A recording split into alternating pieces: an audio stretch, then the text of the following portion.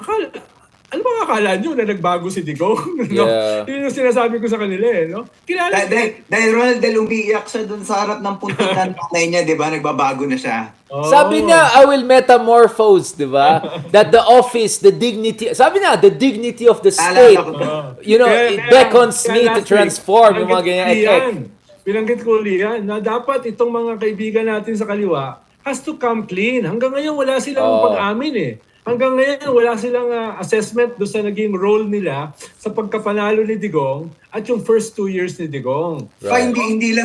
we are seeing some very interesting realignments. Parang may mga counter unit team, may alternative unit team na nangyari. And again, I'll give credit to Ronald for being one of the first person to opening mentioning that. Thank you very much, gentlemen, for this very crisscrossing, all over the place, but still very focused discussion. I really enjoyed it. And I'm glad that I raised that point about asking Ronald, diba, consistently she proved her heroism and her courage of conviction. Hindi lang yun once, twice, throughout the years. 2009 pa lang, nakita natin she was really different. And also, I think in a way, we're giving proper credence, and proper respect, to her legacy. So thank you very much also, Leloy, for reminding me of that really important post you had on Facebook, which said, if she was not the one, if everyone played it smart and played it safe, then good luck sa atin. You're not gonna have a democratic struggle if everyone's gonna be smart. You always need that one person, right? That one person who raises the hand and say, I'm not gonna follow everyone else. I think that's a perfect segue for the next episode. Thank you very much, gentlemen, for that fantastic first ever episode. Hopefully more of this, RRL. Alam ko medyo magulo tayo noong una kasi tech stuff and all. But I hope mas smooth yung next episode natin. Thank you very much, gentlemen. Okay. This is it. Let's talk about this. Medyo mainit-init to. So, recently may tinanong si Congressman Franz Castro, who I actually interviewed here, and I'll slightly disagree with both of you gentlemen because I actually interviewed both Teddy Casino, not Teddy Locsin, but Teddy Casino and Franz Castro, and asked them question point blank about their alliance with Duterte and them supporting Duterte and the circumstances of that, and they made kind of a pragmatic argument. Now, recently she was asked, kamusta yung relationship nyo with essentially the leadership of the Congress Romualdez? And she said something like, mas sweet sila ngayon, right? So, like, you know what I'm saying? Like, and Franz Castro is a very soft-spoken, yung parang guro talaga na mabait. And the way, mas sweet sila ngayon. I mean, the way she said it, it's like, this is perfect, right? So, Ronald, you were actually the first one to kind of point out that, there is an understanding, to put it nicely, between the Makabayan Bloc, perhaps, and Romualdez as they jointly squeeze out Duterte's out of Duterte Arroyo, whatever faction axis is there, right? Ronald, can you tell me a little bit about that? First of all, paano mo nalaman yan? Sa Marites ba yan? Or you're just looking at the tea leaves, right? What's going on there? Full of the above. Tingin ko pareho. Yan. Marites for sure. All of the above. Dahil nakikita mo naman halimbawa, yung mga information na nakuha nila, na ginamit nila kay Sara, na totoo naman, at dapat naman talagang gamitin, mahirap makuha yan ng minority. Right. Mas lalong mahirap makuha yan ng minority within the minority. Right. So, ibig sabihin, either napakalalim ng kanilang koneksyon sa gobyerno, ng kanilang mga listening post, or may tumutulong. Ikalawa, yung conduct ng mga hearings. Pwede naman silang barahin ng majority. Pwede silang pigilan. Pero hindi sila pinipigilan. So, at least may tacit approval. Na sa akin, okay. Okay. Kaya, lalo na nung panahon na hindi pa masyadong pwedeng dumantad yung speaker as the antagonist or protagonist or whatever ni Sara. Yung role nila ay very important during that moment. Ngayon kasi, the lines are drawn So, lantad na si Tambaluslos Right. Lantad na si Tambaluslos. Pero before, anong hindi pa nakalantad, ay sila yung gumagawa ng ganong klaseng role. Ngayon, iba na yung role nila. Sila yung nagsasampa ng kaso kay Duterte, dito sa grave threat. Right. At ang grave threat, minimum of 6 years yan. 6 to 10 years yan. Right. Kung sakali. At mukhang may movement dahil yung prosecutor ay tinable kagad. In-schedule kagad yung hearing. Ang bilis. Usually, tagal yan matagal yan, no? So, from my vantage point, mukhang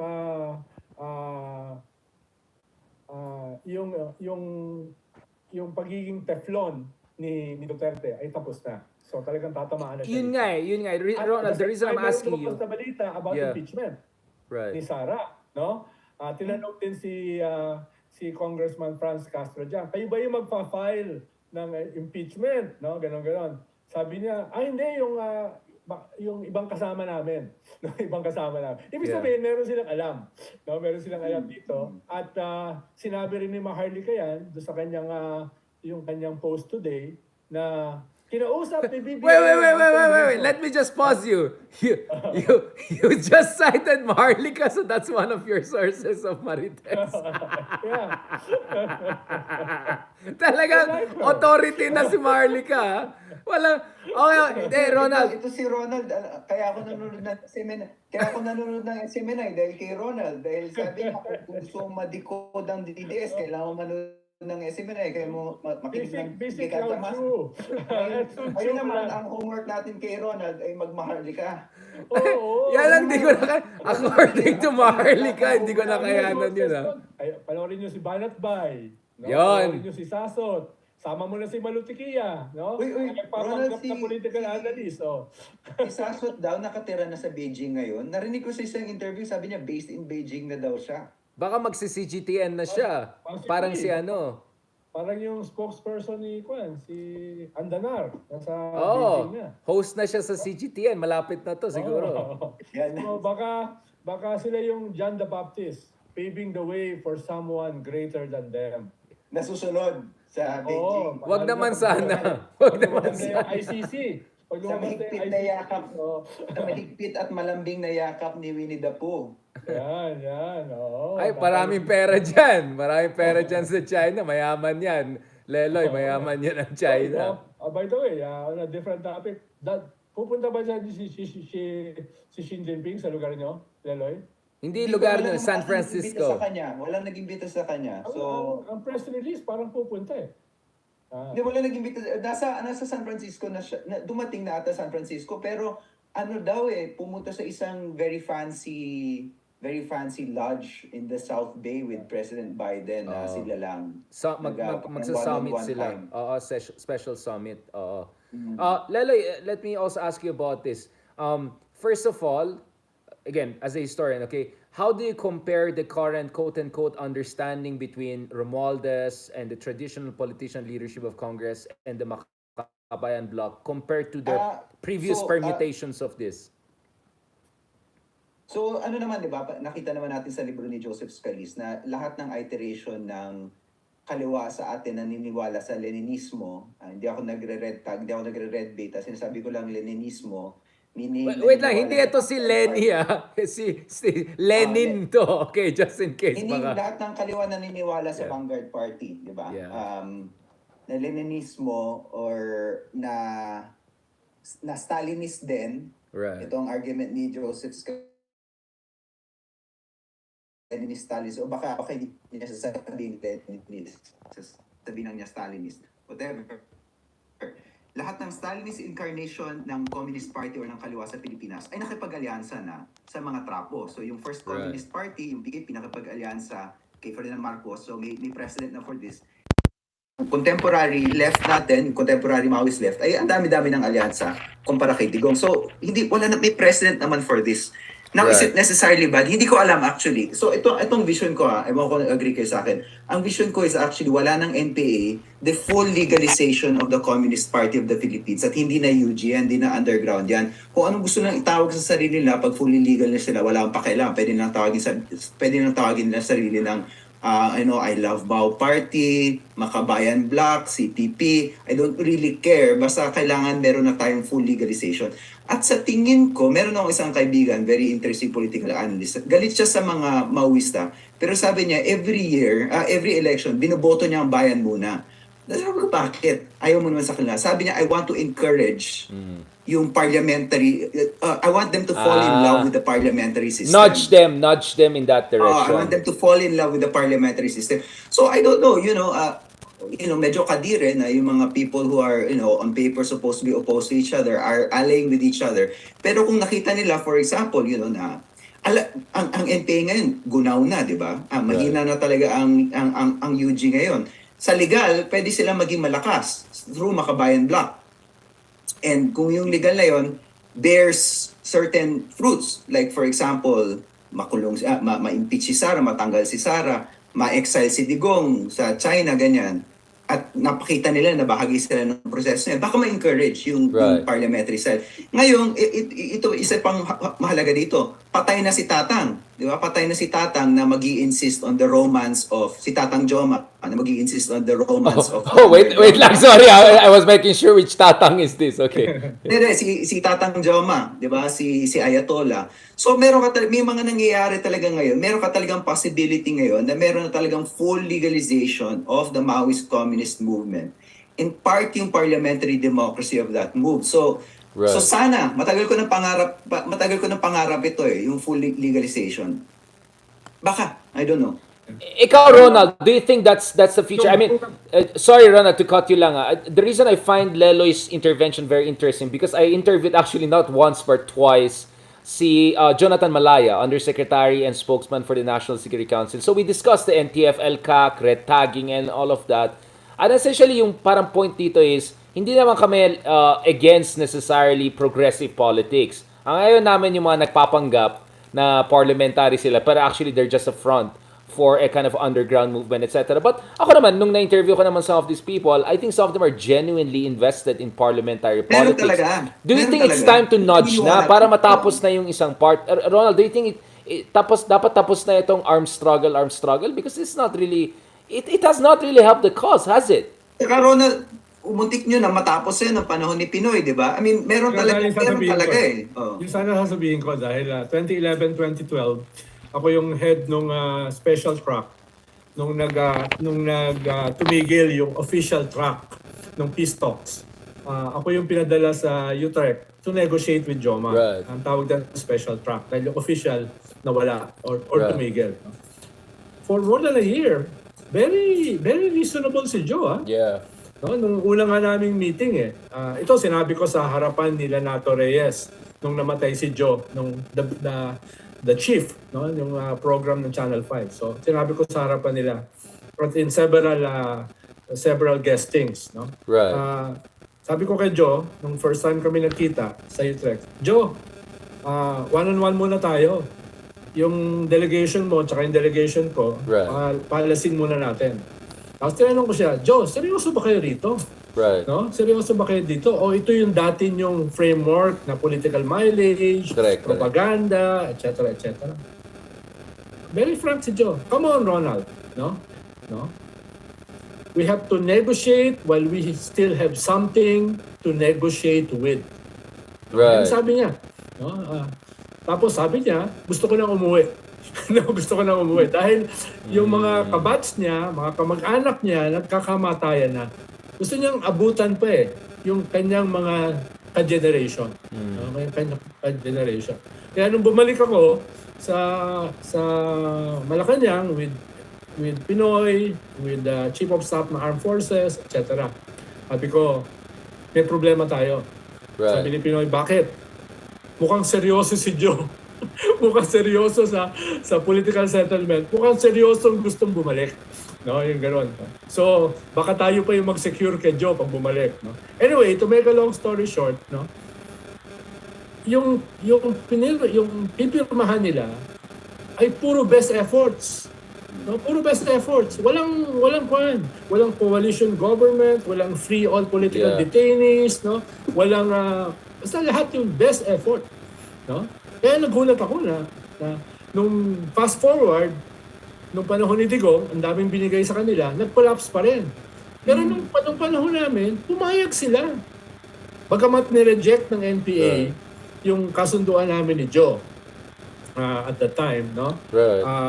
Nung pagbalik namin, kasama pa nga si Dodong Nemenso, si Pablito Sanidad, no, Alex Padilla, Chito Gascon, Efren nung bumalik kami noong 2012, no? Para sabihin na, tanggap na ng presidente, tanggap na ng cabinet, tanggap na ng armed forces yung ating pinagkasunduan. Pagbalik, mukhang yung side nila nireject. Grabe, Ronald, naalala ko nung umuwi ka nun, sabi mo, ano na to, sabi mo something like hindi aabot ng 2 taon to, tapos na to eh. Ganun Oo. kayo ka-optimistic ng panahon na yun. Tapos, yung tanong ko is, yung role ng parliamentary struggle doon sa pagkumbinsi sa kanila na baka tapos na to. Kasi meron bang sense na parang si Joma naiinggit siya dun sa mga taong nagiging congressman, makakapasok ng gobyerno, may pagtingin na bata ko to mga to, dapat ako yung nauna siya. Ay, iba pala yung meaning ng dapat nauna. Hindi, yung ibang nauna. Mukhang hindi naman 'yon, no? Mukhang hindi 'yon yung pinanggagalingan niya. Partly personal, no? Gusto niyang bumalik at bahagi ng pagbalik is an agreement, is a political settlement, di ba? Partly battle fatigue. Pero hindi naghanap ng Kailan posisyon. marami doon sa leadership nila matatanda na eh. Right. No? Matatanda na. Mismo yung mga leader ng kanilang armed group na namatay din last year, yung mga Chamsons, no? Si Benny Chamson, yung head ng NPA. So, talagang nung dumami yung casualties nila nung panahon ni Digong, talagang nagkaroon sila ng existential crisis, no? Dahil Right. hindi na kasing lakas yung mass base katulad ng martial law or post-martial law, no? Yung ideological construct nila ay practically sa Pilipinas na lang, no? Practically naubos na yung Maoists around the world, even Dito sa China. mga Filipino, Not sa mga in Filipinas, Nepal. sa Not mga in Nepal. Filipinas, mga Filipino-American, sikat sila. Tapos sa Maraming estudyante ko. Nepal, the head of state now is a Maoist. Pero hindi na siya Maoist in the old sense, no? Talagang parliamentary na, no? Yeah, Ronald, let me push you Meron on this. natitira sa northern India, no? Yung Naxalites, Ah, no? tsaka sa Nepal, malakas pa yung Yeah. mga Maoist doon. But Ronald, let me push you a little bit on this. What about yung mga regional commanders? This is the Tiglao school of thought, no? Yung mga regional commanders there who are just really running their own protection rackets there na kunyari Well, lang. nawala yung What should be done general about that? Nung nawala yung general command more than 2 decades ago, nagkaroon ng autonomy yung command na yan, no? So Yeah. naging fundamental na yan, no? In terms of control, command and control, di ba? At so nagkaroon sila ng leeway para sa revolutionary taxation, permit to campaign, etc., no? Pero mas ang fundamental kasi when the democratic space ay hindi na constricted, nag-open na, no? Kahit the bourgeois nature of the state remains, pero kahit naman si Che Guevara inaamin niya na kung may democratic space, mahirap ang armed struggle. Mahihirapan ang armed struggle. Yeah, yun nga. Pero eh. alam mo Ronald, yung point na yan, that was made very early on, 1990s pa lang, after yung tumakbo sila ng Partido ng Bayan, di ba? May libro pa nga si Jenny Franco tungkol dyan na nagbukas na yung democratic space. So matagal na nating sinasabi, bakit may NPA pa rin? Oh, hanggang ngayon? bakit hindi na-crystallize yung transition na yan, dynamic na yan? Oo. Well, dahil nung 80s na yan, the NPA was so huge. No? It's about 20,000. 25,000, no? Oo. So it takes time bago yan dumating nga yung panahon na they have more arms than guerrillas. Eh. So sabihin slow burn yung combination ng ideological weakness, the weakness of the armed struggle, at saka yung democratic space, no? Hindi siya overnight na nagbago eh. Dahil nga ang laki-laki nila nung 80s, no? Ang laki-laki nila. At saka siyempre, yung mga contradictions pa rin ng lipunan, nandyan pa rin, no? Nandyan pa rin kahit yung space ay lumaki, no? Pero nakita natin ngayon from 25,000, swerte na kung may 2,000-3,000 eh. Oo. Okay, Ronald. So, may tanong ko sa'yo. You were very hopeful nung panahon yun ni Pinoy. Sabihin natin ang hopefulness noon na magkakaroon ng settlement na mawala ng NPA, magiging forest... di ba forest ranger yung proposal at one point, magiging forest ranger na lang sila. let's say hopefulness at From a night. red army to a green army. Oh, where are you now? That's How, witty. how hopeful are you na matatapos to within the term of, let's say, Ferdinand Marcos, which would be amazing for him, di ba? Like, legacy Well, yun. may mga generals ngayon na ang sinasabi ay nagsimula ito nung panahon ng tatay. The son will Tatapusin namin finish sa what panahon ng anak. Yeah, exactly. Pero ibig sabihin nun, Ronald, patayan, hindi settlement eh. Para ang tunog doon, nauubusan ng lahi. It could be a combination dahil yung patayan nangyari nung panahon ni Digong at itong first year ni BBM, no? Right. Pero nitong first year ni BBM, kaunti na lang eh. Kaunti na lang. Nag-recording stop ka raw. Yeah, I know. I'll deal with that. Sige, let's just wrap this up and then continue in the next episode. Inayos ko lang. But go ahead. Meron naman recording on the side, so we have a backup lang just in case. Thank you. Yes. Ang tingin ko, they won't totally disappear. No? May mga pockets pa rin na may iwan, but very insignificant. Right. Because kalaban din lahat merong smartphones. Lahat dumadami ang CCTV, Right. no? Dumadami ang drones, dumadami ang hindi ko na ma-imagine paano ka magtatago kahit sa mga kuweba, kahit sa mga forest areas, no? Yung medyo mahirap functionally, technologically. Ibang usapin pa yung ideological weaknesses nung dala-dala mong ideological project. Diba? Kaya ang tingin ko, less because of the offensive of government, it's more because of the objective condition. No? It's more of the objective condition. So is this Of course, may problema rin yung subjective force, no? So compared ng panahon ni Pinoy, mas optimistic ka ngayon o equally optimistic? How does this compare to yung moment na yun, yung nasa Utrecht ka, yung nasa Europe kayo? Yes, unless magkaroon uli ng dictatorship, which I doubt, no? I think kahit itong si Bongbong na Marcos ang apelyido, no, doesn't have the ruthlessness, doesn't have the inclination, conflict-averse nga eh, and doesn't have the intelligence to impose a dictatorship. Para gumawa ka ng dictatorship, kailangan mo rin ng talino, ruthlessness, at saka ng maraming skill set. Tingin ko ito. At saka effort. Yeah. Kailangan mo tsagain yun. Yes. Tsagain yan. At saka yung global climate ay hindi ganun ka-conducive. Populism, yes, no? Pero yung classic dictatorship, medyo mahihirapan eh. No? Mahihirapan. Kaya, yung tanong mo, optimistic, in one sense. No? In one sense. Pero yung dami, halos hindi nakakalayo eh. Nung panahon ni Pinoy, siguro mga 3,000 na lang yan eh. Ngayon, siguro sa panahon ni BBM, less than 2,000. No? Less than 2,000. Tapos on the verge na sila ng pagkahina o pagkawala, no? Dahil nga sa offensive ng military. At pero nagkaroon sila ng lifeline nung nagkaroon sila ng tactical alliance with the speaker. So medyo natigil yung mga military offensive. Wala kang nababalitaan ngayon na military offensive kasabay nitong political developments na nangyayari ngayon. Medyo natigil. So siguro yung demise nila ay napigilan din for a while.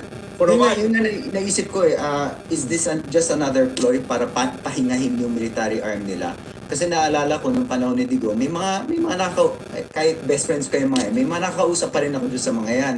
Ang sabi sa akin, kaya kami nandito kasi kailangan namin magpahinga. Kasi alam namin, gera na ulit pagkatapos nito. So itong 2 years na to na nandito kami, pinahinga lang namin yung troops namin. Is there a sense na baka ganyan ulit yung nangyayari? Very fundamental yung problema mo sa recruitment eh. No? Yung mga casualties, hindi mo na napapalitan. Diba? Yun yung at wala ka na rin masyadong tataguan. No? Wala ka ng masa na lalanguyan, no? Dahil meron ng ibang resources yung masa, kahit very limited. dun sa kanilang mga problema, no? At ikalawa, physically, wala ka na rin tataguan. At ikatlo, technology, no? Technology, no? Ang hirap i-pursue yung armed struggle under the present technological advancement, no? Yan yung pa. Ang dali na i-triangulate ng mga cellphones nyo eh. Right. Ang daling i-locate kayo ng satellite dahil sa heat ng inyong katawan eh, no? Yeah. Makikita na itong mga taong ito ay nandito sa forest cover na ito na may dalang armas. Tapos titirahin na lang ng drones yun eh. So ang hirap ng armed struggle ngayon, no? Ibang usapin pa kung legitimate yung armed struggle, ibang usapin pa kung ito talaga ang dominant form of struggle sa panahong ito, no? Yung objective condition ng technology ay talagang makes it harder for the armed struggle to prosper. Kaya kahit meron silang pahinga, tawag mo, respite, Right. no? Ngayon, whether panahon ni Digong or panahon ni Bongbong, no? Ay tingin ko magpapatuloy na yung pagbulusok pababa nung this kind of armed struggle. This kind of ideological strategy na nakasentro yung armed struggle dun sa kanilang political line, tingin ko may hirapan na. Yeah. Sir Ronald, sorry about that. I just had to do fix some technical stuff. Thank you very much. Nag-back to back ako sa itong lumang laptop ko eh. For some reason, yung bagong laptop ko, it doesn't work better on internet. So I think that's a perfect segue for the next episode. So I'm gonna start recording now. Don't worry, may backup naman tayo on the sides. Now, in the previous episode, of course, we talked about the predicament of the Philippine left and their latest realignments and working with the traditional elite to push for their agenda. So, just to summarize, Ronaldo, no, yung argument mo is that you're saying there are structural limitations na dun sa armed struggle. So, it's almost inevitable na they'll have to make the big choice. Whether they'll make that choice is something we'll discuss right now under Marcos Jr. But what you're saying is that advances in surveillance technology is going to make guerrilla warfare more difficult the way it has been conducted. You're saying that there has been a generational shift or generational attrition. And of course, we also saw, because of the loss of many of their top leaders, you really have fragmentation within the system. Not to mention, I think Lelo has done a very good job of saying, ideological also, hindi sila nag-update. Yung software siguro ay medyo iPhone 5 pa lang, medyo iPhone 15 na tayo ngayon, diba? So, putting all of those factors together, your argument is it's almost inevitable that they'll make that choice. So, which brings me to Marcos Jr., right? So, this episode will be about Marcos Jr.'s potential legacy, both economic, which we'll discuss shortly. Pag-usapan natin si Elon Musk because he's about to meet Elon Musk this week on the sidelines of APEC. But let's finish muna on this point. So, you're optimistic or cautiously optimistic that under Marcos Jr., baka mangyari yung dapat nangyari for a very long time, ending effectively the longest communist insurgency arguably anywhere in the world. Is that what you're foreseeing right now? And now that medyo may political alignment na yung parliamentary side also with the political leadership which is close to BBM. Well, bago nakalaya si Laila, no, halos yung Duterte forces are preparing themselves to be the new opposition. No, to be the new opposition. Right. Pero they might not survive this interregnum going into the midterm. Right. No? Una ay nakarma si Vice President Sara Duterte na wala yung kanyang hundreds of millions na pwede niyang gamitin sa machinery building. Pwede niyang gamitin sa safe houses. Alam ko 12 o'clock na, pero ingat tayo pare, mahirap na. No? Pwede niyang gamitin sana sa mga safe houses. Monitoring of insurgency in our universities. Kasi education, di ba? Of course. Hindi ko sinasabing ginagamit niya yan. Wala kang sinasabi. Hindi ko sinasabi na ginagamit nila mga political. Secretary of Education yan. Inaalagaan lang niya ang kapakanan ng ating mga estudyante. Oo. Para sa ROTC yan. Ito na. Ang tatay niya. Ginagamit yung yung confidential fund para sa ROTC. Pero parang medyo malabo dahil wala namang ROTC sa high school tsaka sa elementary no? So hindi ko alam kung paano mamagicin yun. Baka naman binigay sa Baka naman binigay sa check. Oo, baka. Baka naman. May Baka. refund policy Tapos ba ikalawa, dyan? May refund dun sa last year? Totally tinanggal na as Deputy Speaker. Oo. Ha? Talagang Totally, tinanggal na as oo. Deputy Speaker. Tapos ikatlo, itong last nail on the coffin. Ang tawag ko nung isang episode natin, Yeah. the biggest nail on the coffin, Yeah. ay itong ICC. No, kung mangyari itong ICC, hindi na maipoposition nila Correct. Digong yung sarili nila as the new opposition. No? Tapos nangyari pa si Laila. No? Right. Pwedeng yung hindi nagawa last year ni Lenny na i-harness yung pink wave through a nationwide Thanksgiving and perfect. listening tour. Pwede ngayong gawin niya ni Laila, no? In a different context. A nationwide Thanksgiving tour and listening tour together with Risa to harness what remains of the pink wave. Right. Para pagdating ng midterm, may kaunti kang tunay na opposition, not the Duterte opposition, no? Yeah. Na hindi mangyayari kung hindi nakalaya sila. Sir Ronald, alam ko gabi na, ayoko mapagod ka. I'll give you some rest time. Alam ko, baka magkamali ka, delikado tayo dyan.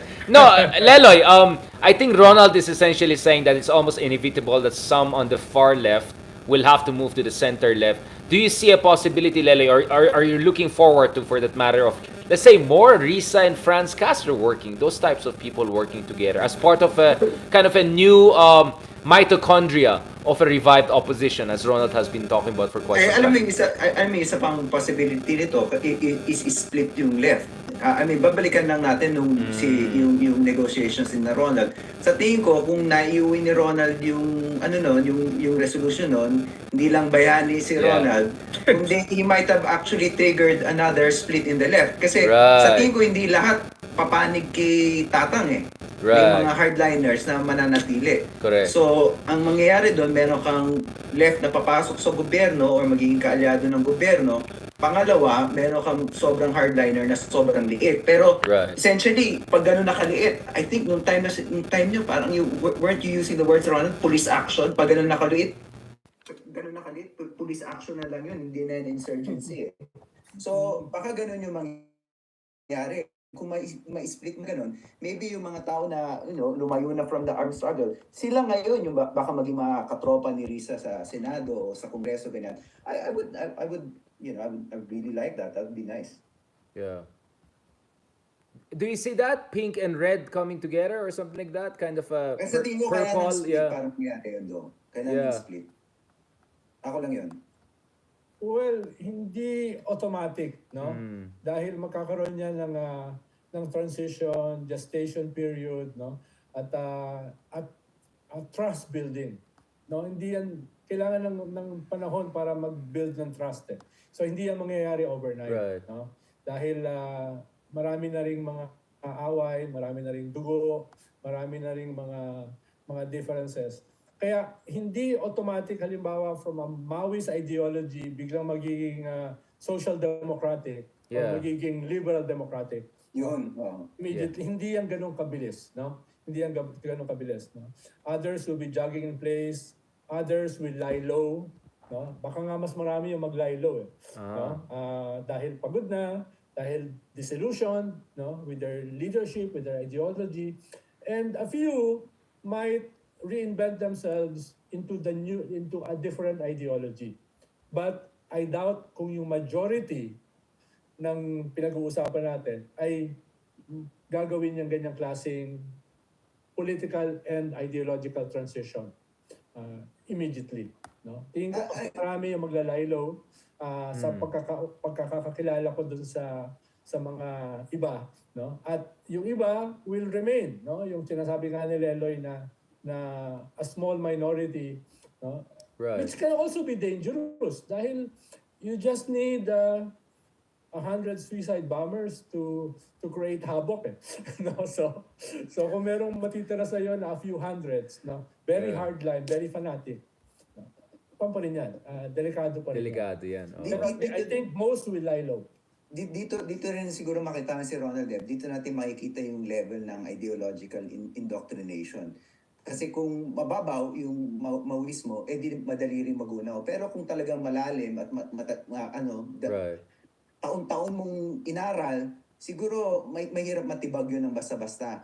Dito sa US, actually, nakikita ko na mababaw na yung ideological indoctrination. At least yung mga estudyante dito na fans ng Makabayan, hindi na nila naiintindihan yung poll spec ng Pilipinas. Ewan ko, sa Pilipinas siguro mas malalim pa. Oo. Pero for example, dito, pumunta si Risa, hinost namin si Risa dito, aba, pinaligiran ng Makabayan, pinaligiran ng anak bayan. At hindi rin na-rally, hindi inaaway, humihingi ng autograph at ginayakap. Ewan ko, See, that's what I'm saying. Maybe Riza Ontiveros is what it takes to bring pink and, I don't know, red and all of them together. Sa tingin ko, agree. Sa tingin ko dahil mababaw na lang yung political indoctrination dito sa US, kaya nangyari yon. Kasi So, you sa mean, mga you're saying Amerikano, mababaw is sa good? kanilang identification with the Philippines as opposed to identification with the political cause. Kaya Saka yung mga Maoist dyan, Leloy, na-infect na ng identity issues eh. Yun nga, oo.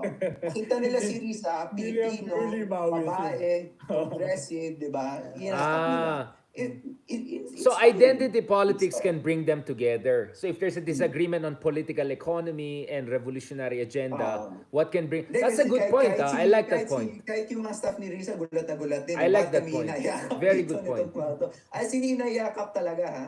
Maganda yung point na yan. Mas ang strong point diyan, Leloy, is the organizing tactics eh. Less about ideology. Ang hirap ipaliwanag sa mga Phil-Americans yung Maoist ideology as the cornerstone of their activism, no? Pwedeng pasadahan, pwedeng banggitin, etc. Pwedeng hindi banatan. Pero yung organizing diyan mas issue-based eh. Diba? Right. Mas issue-based. Yung dominant aspect ng organizing nila diyan. Perfect. So it looks like not only there's a chance under Marcos Jr. matapos na yung longest running communist insurgency, but there's a chance that there'll be even a new revived opposition. So he might have a good legacy after all by default. By default, not doing anything. Richard, one of the elephants in the room ay mai-improve ba ni Marcos yung economy? Yes. Diba? Paano Magaling ka talagang co-host, economy, Exactly. That's kahit yung ideological foundations ng mga NPA, ng Communist Party ay baka tumagal pa ng kaunti yung kanilang demise, no? Right. Dahil yung economy hindi ko siya nakikita na mag-i-improve dramatically eh. Right. Baka pa nga mag-deteriorate eh. If Right. Marcos don't play his cards right, no? Halimbawa, yung sinasabi nilang every month kasi bumabiyahe si Marcos eh. 16 trips eh, no? Pero ang sabi niya 80 to 90 billion dollars yung MOU. Eh wala pa namang pumapasok ni 1 billion eh. No, ngayon bago na naman kanyan. Mga bagong commitments na naman 'yan, no? Et cetera, et cetera. Pero walang pumapasok eh. Hindi lang naman yung Chinese 22 billion commitment ang hindi papasok eh. right. Na so far pagamat may counting indication na posibleng mas may pumasok sa panahon ni BBM from the Hindi, US. Ronald, hindi. Negative yung net flow, net inflow ng FTA. Negative talaga. Hindi, it's not eh. Kaya sinasabi ko, kahit may ganung klaseng possibility, dahil sinasabi kasi ng mga Amerikano at Europeans, magpa-pump prime kami next year, no, et cetera. Bagamat lumalabas 30% ng FDI ay lumabas, di ba? Hindi na nga pumapasok, may lumalabas pa, di ba? Yun yung sinasabi kong delikado. Kaya hindi necessarily na mawawala itong insurgency, hindi necessarily mawawala itong mga extremist opposition, no? Ganyan. Dahil yung economy, ano bang gagawin? Right. Ang dali rin kasing maging, yung isa kasi, yung outward expression ng economy looks good all the time. Hindi dahil magaling yung nasa Malacanang, kundi dahil yung circumstances, yung population natin, at saka yung region natin, autopilot region in the world, and then we're the fastest growing ASEAN country. So kahit unggoy yung ilagay mo sa Malacanang, talagang lalagyan kahit bakante nga, sabi ko kahit bakante pa, baka mas okay pa eh. Bakante nga. So, an empty seat, theoretically breed complacency, and then obviously laging nagkakaroon ng good news kung gano'n. Akala mo sobrang lakas ng Pilipinas dahil nag-grow yung economy, but at the same time bumaba yung inflation. At dahil bumaba yung inflation, mukhang the central bank will end yung period of rate hikes which will further charge the GDP. So, 2020, tapos magpapasko pa. So, lalago ulit yung ekonomiya. So, kung ganyan lang yung tinginan mo, dali maging complacent. Pero if you look at those particular circumstances, wala dun sa growth na yon is a product of internal reform. A lot of that is externally induced. So, mababa yung inflation. Well, yung rate hike sa US hindi na kasing aggressive, so hindi na rin natin kailangan. Mababa na yung inflation sa US, bababa globally. Yung rate hike sa US hindi na kasing aggressive, so hindi na rin natin kailangan maging kasing aggressive mag-rate hike, so mag-grow yung economy natin. And then at the same time, yung spending ng gobyerno na hindi nagawa dun sa first half, na ilabas na nila ngayon, kaya nag-grow yung economy. And then at the same time, hindi na rin mag-rate hike sa Pilipinas, magpapasko pa. So 2023, beginning of 2024 will look good. But very few of those circumstances were products of internal reform. Kaya sinasabi ko, ang daling maging complacent kung ikaw ang presidente ng Pilipinas. Yeah, so very good point. Sorry, before I go to Ron, yung consumption ay hindi nag-i-increase, no? Private investment hindi nag-i-increase. At patuloy na yung Gini coefficient natin ay nasa ganun pa rin level, no? Although nag-improve under Digo. As I just wanna stop there kasi very interesting argument natin. So what we're saying, Ronaldo, what we're saying, sa political front, there is a structural opportunity for Marcos Jr. to almost by default, oversee some major changes. Potentially the semi-evisceration of the communist insurgency that has bedeviled the country for quite some time. But of course, the roots of that goes to dictatorship, poverty, etc. Which brings us to the second point. With what Lelo is saying, you cannot also just structurally write high growth, low quality kind of economic development because that could backfire and eventually undermine the political opportunity for structural transformation. Kasi connected yan eh. Which brings me to this point, which is realistically, what can we really expect from Marcos Jr. beyond performative economics, right? Because his economics is just standard macroeconomic, prudential economics. And etong pledge commercial diplomacy, right? So the latest big time he's gonna meet is Elon Musk. So expect in the coming days, big pictures, BBM meeting Elon Musk, Elon Musk making promises of investment, Tesla, Philippines, blah, blah, blah. But ang mahal na electricity, ang pangit pa rin na infrastructure, right? On and on and on. Kontrolado pa rin ng mga oligarchs yung commanding heights of the economy. So, I mean, realistically, do you think that the same way that we have been surprised with some interesting political things, I know that we said he's conflict avoidant, but at the same time, some changes and shifts have happened. Don't you think at some point magigets ni BBM na hindi niya kaya gawin yung sinasabi lang ni Leloy na makikiride lang doon sa demographic momentum, makikiride lang dahil ang hirap natin, ang baba ng per capita, growing 6% is really nothing magical.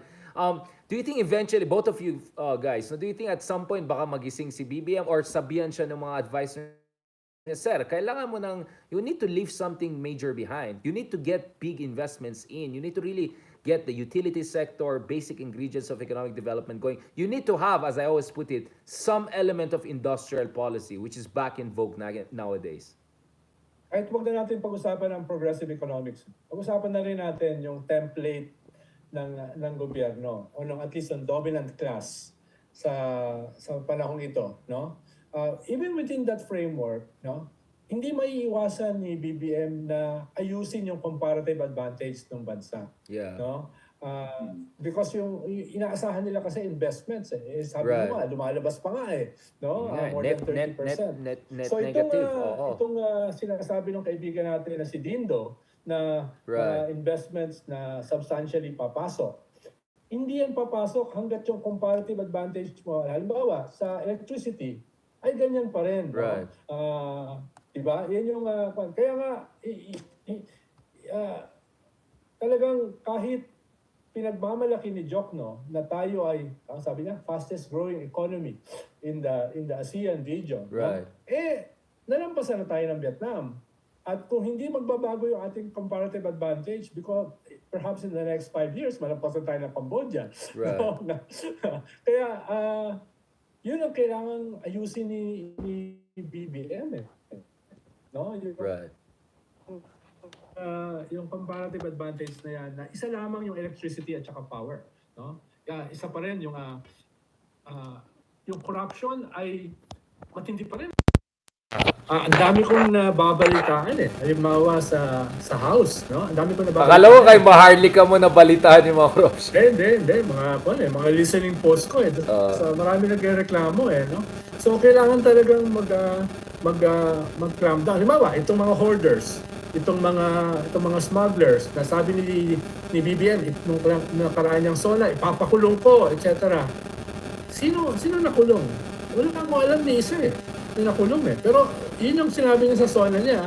Yun ang sinabi ni Speaker Romualdez. Nag-raid pa siya, di ba? Pero